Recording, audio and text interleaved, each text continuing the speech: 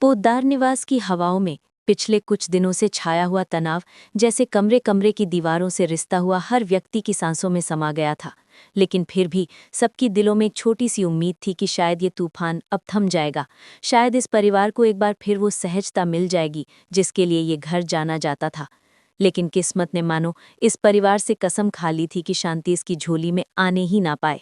अरमान और अभिरा, जो अपने रिश्ते की नाजुक परतों को संभालते हुए परिवार की टूटती कड़ियों को भी जोड़ने की पूरी कोशिश कर रहे थे, उन्हें लगा था कि तान्या की अनजाने में हुई गलती को दबाकर और उसके निवेश वाले कागजात को सुरक्षित रखकर वे एक बड़ी लड़ाई को रोक सकते हैं। उन्होंने सोचा था कि इससे परिवार को राहत मिलेगी और तान्या को माफ करके वे एक अच्छा उदाहरण बनेंगे। लेकिन जैसे ही ये कागजात विद्या के हाथ लगे, उनकी सारी उम्मीदों ने मानो एक ही पल में दम तोड़ दिया। विद्या हमेशा से एक मजबूत स्त्री रही है, पोद्दार परिवार की धुरी, जो सालों से घर की प्रतिष्ठा, परंपराओं और अनुशासन को अपने कंधों पर उठाए हुए है। लेकिन इन दिनों उसके चेहरे पर चिंता की रेखाएं इतनी गहरी हो चुकी थीं कि कोई भी ये समझ सकता था कि भीतर से वो कितनी थक चुकी है और परिवार पर आई शर्मिंदगी ने उसके मन में कितनी उथल-पुथल पैदा कर दी है। जब विद्या को पता चला कि वो एआई वीडियो, जिसने पोद्दार परिवार की छवि को बाहर की दुनिया में हिलाकर रख दिया था और जिसकी वजह से मीडिया, समाज और रिश्तेदारों ने तरह तरह की बातें उड़ाई थी, उसी वीडियो के पीछे तान्या का अप्रत्यक्ष निवेश था, तो उसकी दुनिया जैसे पलट गई। कागजात को हाथ में पकड़ते हुए उसका दिल गुस्से, दुख, अपमान और अविश्वास के बीच झूल रहा था। वो खुद से भी नाराज थी कि कैसे इतने दिनों तक उसे कुछ पता नहीं चला, और दूसरी तरफ तान्या जैसे घर की लड़की ने इतनी बड़ी गलती कर दी। विद्या चाहती थी कि वो शांत रहे, सोच समझकर कुछ बोले और शायद काजल से बात करके मामले को समझ भी सकती थी। लेकिन जब काजल ने तान्या का पक्ष लेते हुए कहा कि हर गलती इंसान से ही होती है और बच्चे को डांटने से कुछ सुधरता नहीं, तो विद्या के अंदर भरा हुआ सारा ज्वालामुखी फट पड़ा। उसने बरसों के दबे गुस्से में आकर काजल को एक जोरदार थप्पड़ जड़ दिया। एक ऐसा थप्पड़ जिसने सिर्फ त्वचा पर आवाज नहीं की, बल्कि पूरे पोद्दार परिवार की इमारत में गूंज पैदा कर दी। कमरे में मौजूद हर व्यक्ति का दिल उस पल जैसे रुक गया। तान्या, जो हमेशा से थोड़ी भावुक, थोड़ी डरपोक और अपने ससुराल में खुद को अजनबी सा महसूस करती थी, वो एकदम से सुन्न पड़ गई। उसके पति, जो अक्सर अपने परिवार में संतुलन बनाए रखने की कोशिश करते थे, इस बार अपनी पत्नी पर हुआ वार देखकर खुद को रोक नहीं पाए। उन्होंने तुरंत विद्या पर आवाज उठाई और पहली बार पोद्दार हाउस की बहुओं के लिए बने नियमों को ताक पर रखकर खुलेआम विद्या की आलोचना की। संजय, जो हमेशा परिवार के निर्णयों पर चुपचाप सहमति जताते थे, इस बार टूट चुके थे। उन्होंने पहली बार इतना ऊंचा स्वर उठाया कि दादी सा भी हिल गईं।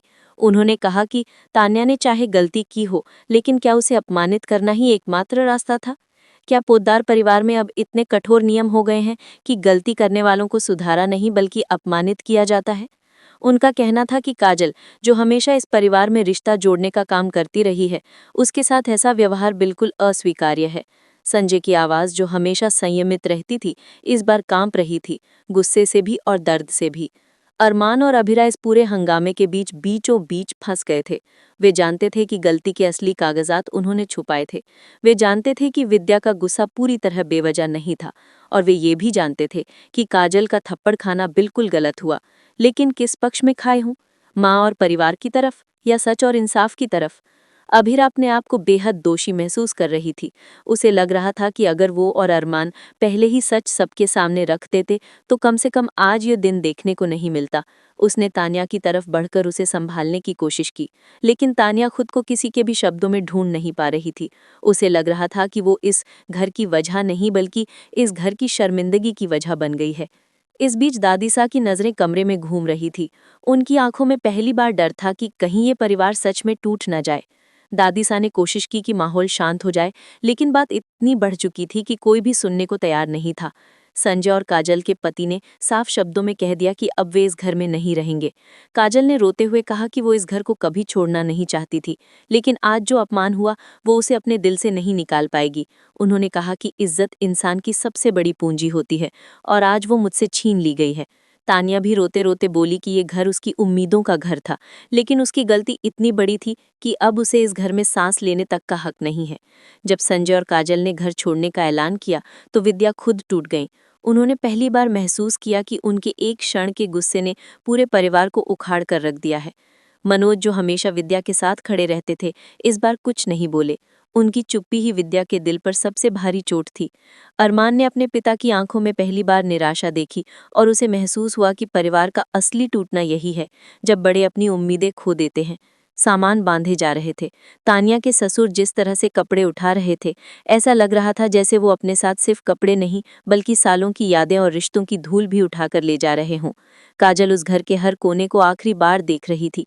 वो मंदिर जहां उसने सालों तक दीपक जलाया, वो कसुई जहां उसने सबके स्वाद के हिसाब से खाना बनाया, वो आंगन जहां त्योहार मनते थे, और वो दरवाज़ा जिसके भीतर उसने खुद को हमेशा इस परिवार का हिस्सा माना था। जैसे ही उन्होंने घर की चौखट पार की, हवा तक भारी हो गई। दादीसा ने अपने कांपते हाथ आगे बढ़ाए, रोकना चाहा, लेकिन शब्द जैसे उनके गले में ही अटक गए। वो सिर्फ इतना कह पाईं, मत जाओ, घर टूट जाएगा। लेकिन काजल ने अपनी आंखों से संकेत दिया कि अब लौटना संभव नहीं है। उनके कदम धीमे धीमे आगे बढ़ते गए और संजय ने एक बार पीछे मुड़कर विद्या की तरफ देखा, एक ऐसा नजरिया जिसमें शिकायत, दर्द और मजबूरी सब कुछ मिला हुआ था। विद्या उस नज़र को झेल नहीं पाई और वहीं टूटकर बैठ गईं। अरमान और अभिरा बाहर तक उनके पीछे गए, लेकिन किसी ने भी उनकी बात नहीं सुनी। जैसे ही गाड़ी ने घर की दहलीज छोड़ी, मानो पोद्दार हाउस की नसों में बहने वाली गर्माहट एक ठंडी बंजर हवा में बदल गई। घर के भीतर लौटकर अरमान और अभिरा एक दूसरे से नजरें मिलाने की हिम्मत तक नहीं कर पा रहे थे। दोनों के दिल में सिर्फ एक ही सवाल था, क्या वे इस परिवार को सच में बचा पाएंगे? क्या सच को छुपाने की उनकी कोशिश सही थी, या वही सबसे बड़ी गलती बन गई थी? दादीसा ने धीमे से कहा, जिस घर में रिश्ते टूटने लगे वहां दीवारें भी रोती हैं। उन शब्दों ने पूरे माहौल को और भी भारी कर दिया। विद्या अपने कमरे में जाकर रोने लगी। वो खुद को दोष दे रही थी, काजल को दोष दे रही थी, तानिया को, अरमान को, किस्मत को, और सबसे ज्यादा खुद को। उन्होंने कहा, मैंने क्या कर दिया? क्या मैं इतनी बुरी हूं? और ये सवाल सुनकर मनोज का दिल भी पिघल गया, लेकिन वो जानता था कि सुकून देने के लिए अभी शब्द छोटे पड़ जाएंगे। रात का खाना कोई नहीं खा पाया। रसोई में सारे बर्तन वैसे ही पड़े रहे। घर में चहचहाट की जगह सन्नाटा पसरा था। कमरे बंद थे, लाइट्स मध्यम थी, और हर कोना दर्द की गवाही दे रहा था। उस रात पोद्दार हाउस में किसी ने नींद नहीं ली। सबकी सोच में सिर्फ एक ही बात थी, क्या परिवार सच में टूट गया है, या ये बिखराव नए सच की शुरुआत है? अगले दिन सुबह जब पूजा की घंटी नहीं बजी, तो घर वालों को एहसास हुआ कि काजल की अनुपस्थिति सिर्फ एक व्यक्ति का जाना नहीं है, ये पूरे घर की आत्मा का गायब होना है। अब घर में कौन दीपक जलाएगा? कौन सबकी पसंद नापसंद का ध्यान रखेगा? कौन त्योहारों की तैयारी करेगा? विद्या ने दीपक जलाने की कोशिश की, लेकिन जैसे ही उनकी उंगलियों ने बत्ती को छुआ, हाथ कांप गया और दीपक गिरते गिरते बचा। कमरे में खड़ी अभिरा ने ये देखा और उसकी आंखें भी भर आईं। अरमान ने धीरे से आगे बढ़कर दीपक जलाया, लेकिन वो रोशनी भी जैसे आज मंद पड़ रही थी। इसी दौरान बाहर मोहल्ले वाले बातें करने लगे थे, पोद्दार परिवार में फिर झगड़ा हुआ है। काजल जी तो बहुत सहनशील थी, क्या हुआ होगा? आजकल बड़े घरों में इज्जत नहीं बची। ये बातें दीवारों से टकराकर अंदर तक पहुंच रही थी। ये सब सुनकर दादीसा ने अपना सिर पकड़ लिया और कहा, बाहर वाले क्या बोलते हैं ये मायने नहीं रखता, लेकिन हमारा घर क्या बन रहा है, ये सबसे बड़ा सवाल है। उधर पुलिस का भी दबाव बढ़ रहा था, क्योंकि वरुण वाला एआई वीडियो अभी पूरी तरह सुलझा नहीं था। पुलिस ने दोबारा पोद्दार परिवार से जानकारी मांगी और कहा कि मामला गंभीर है। अब सवाल उठ रहा था कि क्या तान्या को कानूनी कार्रवाई का भी सामना करना पड़ेगा। विद्या ये सुनते ही घबरा गई। उन्होंने पहली बार महसूस किया कि परिवार के ऊपर आए संकट की असली वजह शायद उन्होंने सही से समझी ही नहीं थी। इस बीच अभिरा ने फैसला किया कि अब और झूठ नहीं चलेगा। उसने दादीसा और सबके सामने खड़े होकर पूरी सच्चाई बता दी, कैसे उन्होंने और अरमान ने कागजात छुपाए थे, कैसे वो तान्या को बचाना चाहते थे, और कैसे उनकी यही कोशिश बड़े विस्फोट में बदल गई। ये सुनकर दादीसा चुप हो गई, मनोज निराश हो गए, और विद्या, जो पहले से ही टूट चुकी थी, उनकी आंखों ने धीरे धीरे अभिरा के चेहरे से नजरें हटाकर फर्श पर गिरा दिया।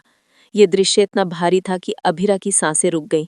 उसे लगा कि अब शायद वो इस घर में कभी माफ नहीं होगी।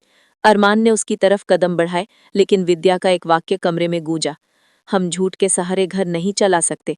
ये वाक्य जैसे दोनों के दिल पर हथौड़े की चोट था। अब सवाल ये था कि अगला कदम क्या होगा। क्या काजल और संजय कभी वापस आएंगे? क्या तान्या की गलती कानूनी रूप से और बड़ा रूप ले भी? क्या विद्या और अभिरा के बीच की दूरी बढ़ेगी या कोई पुल बनेगा? क्या अरमान दो तरफ बंटे इस परिवार को जोड़ पाएगा?